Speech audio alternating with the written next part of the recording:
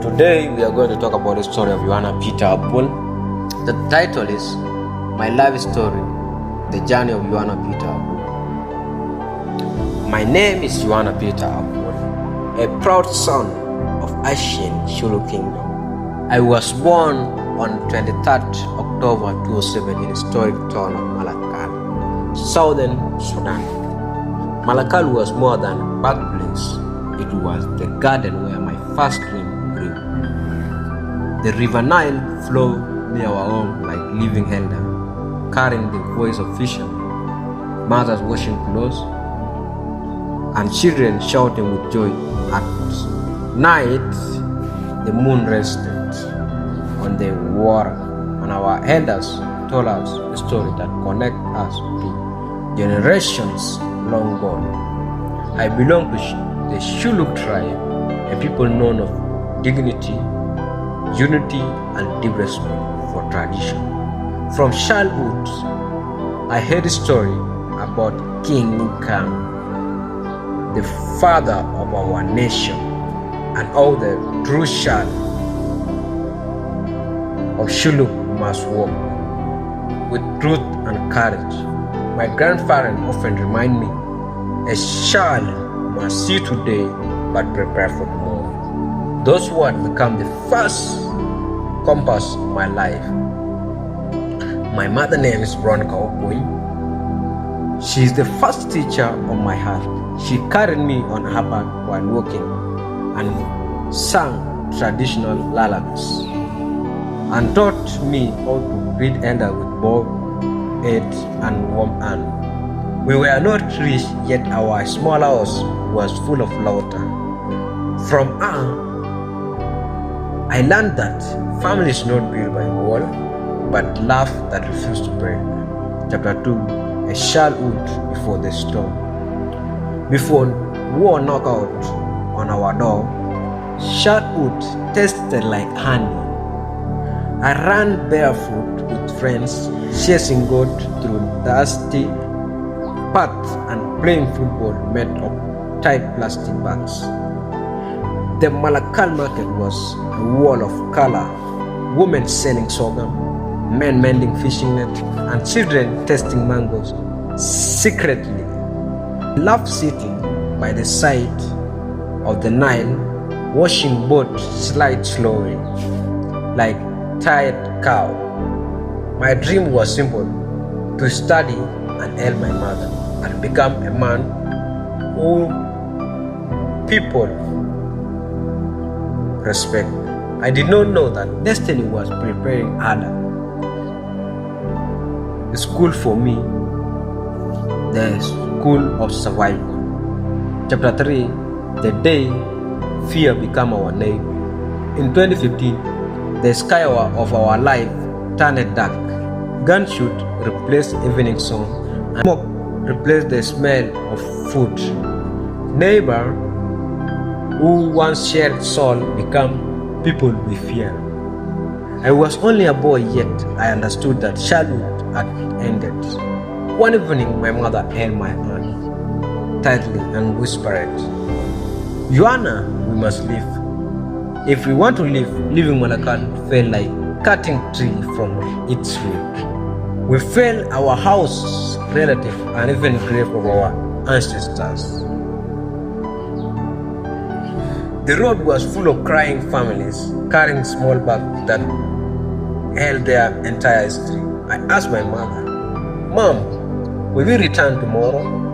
She looked away and silent answered me. Chapter 4, becoming a refugee. The journey toward Kenya was long, like bad dream. Hunger walked beside us, thirsty sleep with us, and fear became our shadow. When we finally reached Kakuma refugee camp, the word refugee entered my life. I learned it meant a person who has lost home but not soul. Kakuma was not dusty, yet it became our second birthplace. Tent turned into ours, and strangers turned into relatives. Life was difficult. Food were measured, water demanded, passion, and memory of South Sudan visit every night. But my mother keeps saying, education is the only passport, nobody can steal it. That sentence become the drumbeat of my heart. Chapter 5, my first step in education. I joined a school called New Light Primary School. In class 1, I was older than classmate. An English song like a stranger song. I still held my pencil like key to new world. In class 2, I moved to Lishi Academy. My mind began to open like morning flowers. I learned to read story, solve mathematics, and write my name. Yuana Abuol. Teacher become healer of invisible wounds. I understood that education is not only book, it is rebirth. Chapter 6, boarding life at Kakuma Resort. Later, I entered a school called Kakuma Resort Primary School as a boarder. Boarding life was tough like army training. We woke before the sun, bathed with cold water, and revised under weak lamp. There, I learned to stand on my own feet, to live with many tribes, and to be strong without my mother. Some night tears visited my pillow, yet courage grew inside me. In KCP, I scored 246 marks. Holding that paper, I felt my future great again, and I promised my story will go beyond Kakuma. Chapter 7, Vision Secondary School. Joining Vision Secondary School was crossing another bridge. Subject became mountain, but my dream also became taller. I know I am a Form 3 student. I will be learning leadership as well, chemistry, history. My close friends are Kamis Mol, Jijok Marco, and Gogjok Ismail are my brothers of destiny. We share laughter, books, and sometimes the little food we have. When one falls, other become his slave. Chapter 8, family, my unbreakable chain. My family were warriors of life, including Mujo Peter, Wilbira, Nyadwangu Peter, J. Peter, and my cousin Abanobachi, and my nephew Bakita Moses. War stole many things from us, but it failed to steal our unity. My mother remained on the roof of our house. Our prayers are stronger than iron sheet. Chapter 9, faith that carried me at will of God, Ministry of South Sudan Church. I discovered another home. I learned that a person lives great life. Person must live with body, mind, and spirit. When exam frightens me, I pray. When loneliness knocked, I sang worship. Faith taught me to forgive those who hurt me, to avoid bad company, to respect girls and elders, to believe that tomorrow has light. Chapter 10, who I am today. In Kakuma, people know me as humble and respectful person, an hardworking person. I may be tall and strong, but I choose gentleness. I refuse drug, violence, and peer pressure because my future is more expensive than temporary pressure. My talent, I am not only a learner, I am a photographer.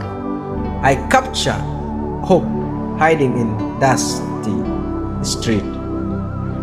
Dance, my feet speak the language of joy, and I am also basketballer. Teach me discipline and teamwork. Through this talent, I tell the world that refugee can create beauty. Chapter 12, dream for tomorrow. My dream is to become an educated leader who will serve refugees, support my family, and help to rebuild Southern Sudan. I want to build a school protect children, and be bridge between communities. I believe the past is a lesson, not a prison. Chapter 13, Message to the Old World. This story is not only about tears, it is about hope that refuses to die.